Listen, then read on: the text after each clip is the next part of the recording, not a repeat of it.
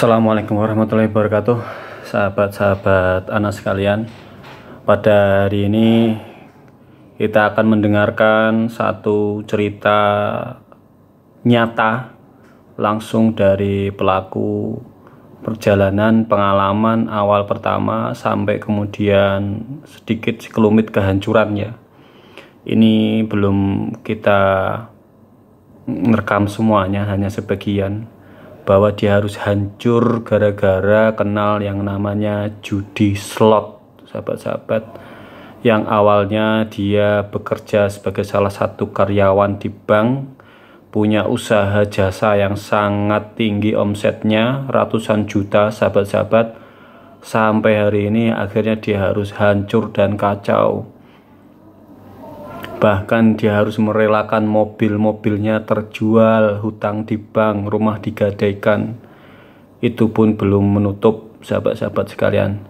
Mari kita dengarkan cerita dari salah satu sahabat kita. Semoga saja kita bisa mendengarkan dan mengambil satu suri teladan ya. Dalam hal ini untuk tidak terjebak dalam judi online. Silahkan kita dengarkan bersama-sama. Masih bersama saya, sahabat Anas. Jangan lupa like and subscribe channel ini untuk bisa lebih berkembang. Mari, salam sahabat Anas. Ibarat kata, walaupun tidak kaya, tapi kalau misalkan mau beli sesuatu, mau beli apapun, itu alhamdulillah adalah istilahnya. Di 2020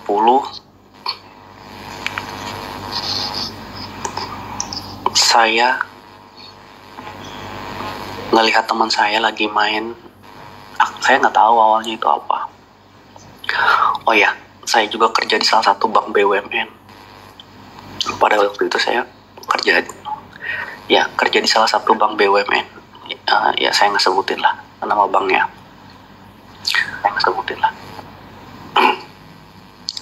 Saya di situ ngelihat teman saya lagi main. Awalnya saya sama sekali nggak tertarik. Saya itu nggak pernah tertarik sama judi-judi online, apalah yang nama-namanya aja saya aneh gitu, nggak tahu. Ada yang tebak-tebakan bola atau main domino, main kartu, itu saya sama sekali. Di samping memang saya nggak bisa memang. Tapi waktu itu saya ngelihat teman saya, dan kemudian saya tahu ternyata itu namanya slot. Waktu itu saya ngelihat dan dia menang. Nah, disitulah menang. Saya dibujuk, dirayu sama teman saya itu buat cobain nih main. Aku tanya kan, emang berapa kalau main, harus gimana? Jadi bilang harus deposit, bikin akun segala macam. Akhirnya dibikinin sama dia. Dan saya disuruh deposit waktu itu. Saya bilang kan, depositnya berapa? Ya berapa aja, kata dia, terserah. Minimal berapa? Minimal 20.000. Akhirnya saya deposit waktu itu 20.000, saya ingat banget. Dan inilah 20.000 awal yang merubah hidup saya sampai 180 derajat sekarang. Bermula dari 20.000 itu. Saya waktu itu main, diajarin. Memang permainan pragmatik itu kan gampang dimainin. Jadi tanpa keahlian pun, tanpa orang ngerti, tinggal pencet-pencet aja. Jadi semua juga bisa. Pasti semua yang hadir di sini pun setuju. Semua seperti itu. Saya nggak menang, awal main saya nggak menang. Dan saya juga nggak ngerasa, sama sekali nggak ngerasa kehilangan, ya nggak aja iseng-iseng. Karena saya ngelihat teman saya yang hampir tiap hari main. Dan waktu itu juga saya di kantor, kalau lagi istirahat ataupun lagi jam kerja itu kan, kalau anak-anak cowok nggak langsung pulang, sering pada ngopi, ngerokok dulu gitu di kantor. Akhirnya iseng-iseng aku ikutan depo lagi kayak gitu. Agak dinaikin tuh jadi 50.000. Waktu itu inget banget menang jadi 200.000 kalau nggak salah. Dari 50.000 menang jadi 200.000. Dan di situ sudah mulai ngerasa nyaman sama yang namanya permainan ini. Dari menang 200.000 itu akhirnya tanpa, biasanya saya kalau misalkan depo ya itu cuman karena lagi ngumpul aja sama teman-teman. Nah mulai dari situ saya udah mulai berani buat depo pas lagi di rumah. Nah pas saya udah nyoba kayak gitu, saya kalah. Depo lagi. Masih di bawah 1 juta, masih aman, masih di bawah 1 juta. Paling gede waktu itu saya pernah kalah. Waktu itu pas awal-awal saya pernah kalah 500.000 dalam semalam. Dan itu lumayan bikin jengkel. Jengkelnya gimana ya? Bukan masalah nominalnya yang 500.000, tapi jengkelnya sial gitu. Harusnya gue bisa buat bensin ataupun gimana, kalah. Gue gak mau tahu, gue harus balikin. Itu yang ada di pikiran saya waktu itu. Akhirnya saya mulai main lumayan gede. Mulai depo minimal 1 juta lah. Minimal 1 juta. Karena ya saya ngerasa kalau saya deponya gede lagi, saya bisa menang gede lagi. Kayak gitu. Dan sialnya, jadi saya itu kan punya usaha ya. Jadi di samping saya kerja di bank, saya juga punya usaha. Nah si usaha inilah yang uangnya itu bisa dibilang enak. Nyari uang di usaha saya itu, kenapa saya bilang enak? Karena saya bisa megang uang orang ratusan juta. Dan itu adalah sumber penyakit di saat saya udah mulai ketagihan main slot. Saya waktu itu langsung main tanpa pikir panjang, saya tanpa mikir lagi itu uang siapa, itu uang klien saya atau uang saya pribadi, saya nggak tahu. Yang penting itu uang ada di rekening saya mainin aja, saya depoin aja kayak gitu. Memang di tahun pertama itu nggak terlalu terasa. Memang kerasa sih ada kerugian, cuman nggak terlalu kerasa banget karena mungkin masih ketutup sama uang klien saya yang masuk kayak gitu. Dan itu kejadian 2020 ya. Di 2021 saya lebih gila lagi main. Bahkan prinsip saya di 2021 itu lebih gila lagi. Saya nggak mau main kalau depo minimal saya nggak mau main kalau depo di bawah 5 juta. Artinya saya itu setiap saya main itu deponya harus minimal 5 juta. Minimal. Di tahun 2021 saya udah gila-gilaan itu. Mainnya udah nggak bisa dikontrol, udah barbar banget lah pokoknya. Tapi lagi-lagi karena karena pemasukannya juga mungkin sebanding, jadi nggak terlalu kerasa juga.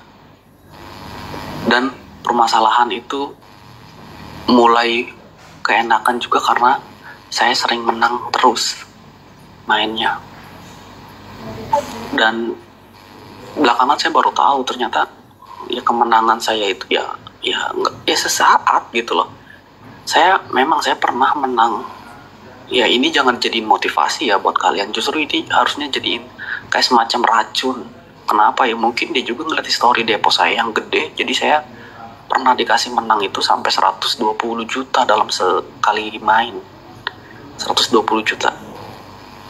Siapa sih orang yang gak seneng gitu dikasih uang 120 juta cuman duduk manis sambil ngerokok, istilah kata dikasih uang 120 juta. Memang deponya juga waktu itu saya kalau nggak salah 20 lah, sekitar 20 juta dikasih 120 juta.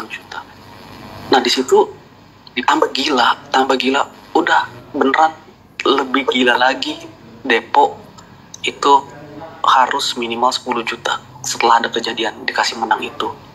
Nah ini teman-teman bisa disimpulin ya pola si admin ini seperti apa. Ya kan, saat saya menang saya bakal naikin lagi target deponya. Ya itu pola mereka setelah saya pelajarin lah istilahnya.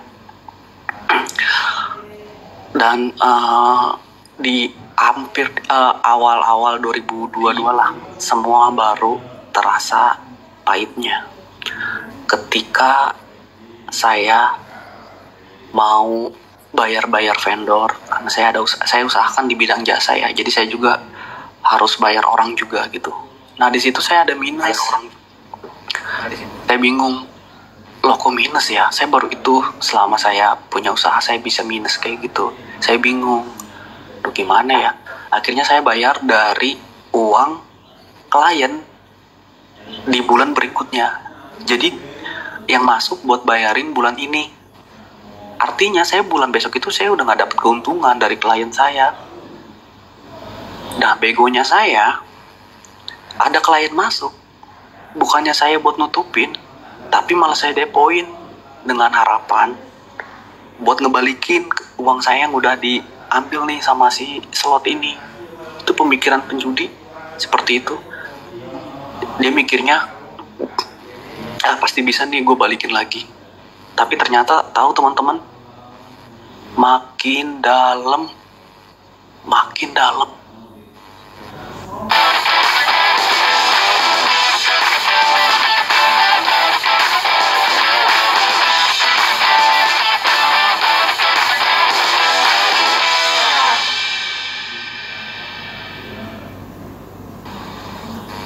Akhirnya apa? Saya bingung, gak ada solusi ataupun gimana. Karena ini makin dalam, akhirnya apa? Saya merelakan mobil saya waktu itu. Mobil saya dijual dengan harga yang di bawah pasaran. Dan itu mobil Eropa. Nyesek banget kehilangan mobil buat nutupin yaitu uang yang kepake habis judi slot itu. Akhirnya mulai kecium sama keluarga. Saya mulai kecium sama keluarga. Saya disidang lah sama keluarga. Sama keluarga besar saya disidang. Sama keluarga besar saya. Ya saya di situ nyesel, nangis, minta maaf lah sama istri saya, sama orang tua saya, kayak gitu. Jadi maafin sama mereka dengan catatan jangan diulangin lagi. Dan kalian tahu teman-teman, setelah saya ngejual mobil dan udah terlepas dari itu, saya malah main lagi karena saya masih dendam waktu itu. Saya main lagi, setiap ada klien yang transfer, bukannya kemarin dikasih cobaan kayak gitu, bukannya tobat, malah main lagi kayak gitu. Di situ saya udah bingung, pusing mau kayak gimana. Tapi teman-teman, begonya saya lagi, saya di situ juga tetap masih dendam, belum sadar. Saya tetap main. Yang tadi 180 juta mungkin dalam waktu beberapa bulan. Saya pernah paling parah teman-teman, dalam 3 jam 3-4 jam lah, saya pernah ngabisin uang 80 juta dalam 3 jam. Bayangin teman-teman, 3 jam saya habis 80 juta. Akhirnya apa bang? Rumah saya gadein di bank 350 juta. Rumah saya sekarang posisinya masih digadaikan di bank 350 juta. Tidak nutup juga bang, saya nyuruh adik saya minjem di tempat kerjanya waktu itu cuma 60 juta. Jadi totalnya 410 juta utang di bank. 410 juta ditambah mobil 2 yang hilang. Itu nominalnya hampir 800 juta. Dan sekarang bang, hidup saya udah gimana ya? Saya dulu pernah, anak saya yang umur 2 tahun, dia nanya, ayah mobilnya kemana? Aduh gila bang, saya ditanya kayak gitu, saya pura-pura ke kamar mandi aja saya nangis.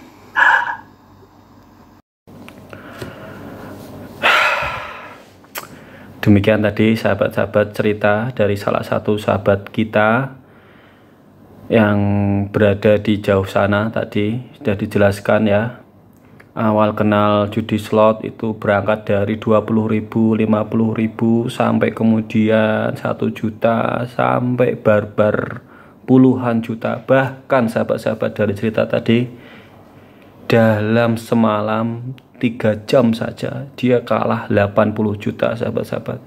Dan hari ini dia sudah menjual aset-asetnya, mobilnya terjual semua, mobil Eropa kan mahal kan. Itu mungkin kalau dikurskan itu lebih dari 500 juta mungkin. Dan mungkin total kekalahan dari beliau itu hampir 1 miliar sahabat-sahabat tuh sekalian. Dan hari ini kehidupannya sangat memprihatinkan. Semoga saja kita bisa mengambil iktibar ya, nilai positif dari cerita tersebut di atas, untuk kemudian tidak terjebak dalam judi online sahabat-sahabatku sekalian. Jauhi judi karena itu akan menghancurkan hidup kamu. Hari ini yang kamu masih bisa deposit, itu adalah awal sebelum kamu habis-habisan. Hari ini yang kamu masih bisa withdrawal, itu adalah awal sebelum kamu hancur sehancur-hancurnya sahabat-sahabatku sekalian. Maka dari itu tetap waspada, jauhi. Bagi yang sudah berhenti, dan insya Allah nanti kita akan bertumbuh. Setelah bertumbuh kita akan berkembang. Semoga saja ini bisa memberikan manfaat bagi kita semua. Jangan lupa like and subscribe channel ini. Saya akhiri, wal muwaffiq ila aqwamit thoriq. Assalamualaikum warahmatullahi wabarakatuh. Salam sahabat Anas.